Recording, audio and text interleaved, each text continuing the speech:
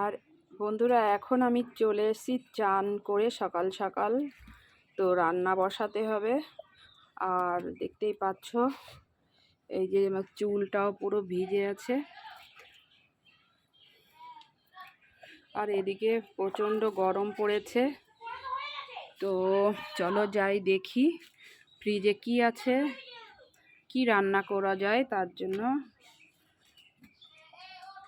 তো দেখছি ফ্রিজে এই যে আছে হচ্ছে কাঁচা আম আছে, দেখো কাঁচা আম, আর হচ্ছে এই যে পটল। তো এদিকে আমি ডাল সিদ্ধ বসিয়ে দিয়ে গেছি ওই সসপ্যানে, দেখতেই পাচ্ছ। আর এখানে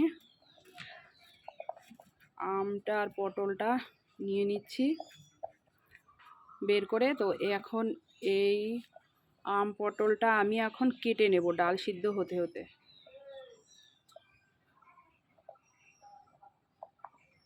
তো ডালটা আমার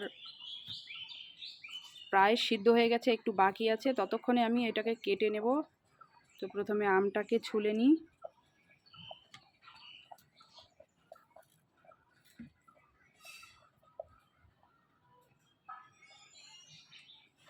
তো এখানে আমি পুরো আমটা দেব না, অর্ধেকটা দেব, কারণ পুরোটা দিলে প্রচুর টক হয়ে যায়, খেতে পারি না বেশি টক হলে। স্লাইড টক হলে বেশি ভালো লাগে আমার কাছে। তো আর অর্ধেকটা রেখে দেব, নেক্সট দিন আবার এটাই হয়ে যাবে আমার। আর এখন পটলটা আঁচড়ে নিচ্ছি।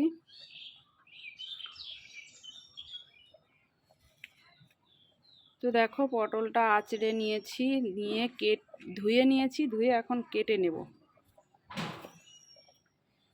তো এই দেখো আমার ডালটা সিদ্ধ হয়ে গেছে, ডালটা দেখো আমার সিদ্ধ হয়ে গেছে। এখন এই কাঁটা দিয়ে আমি ডালটাকে ঘুটে নেব।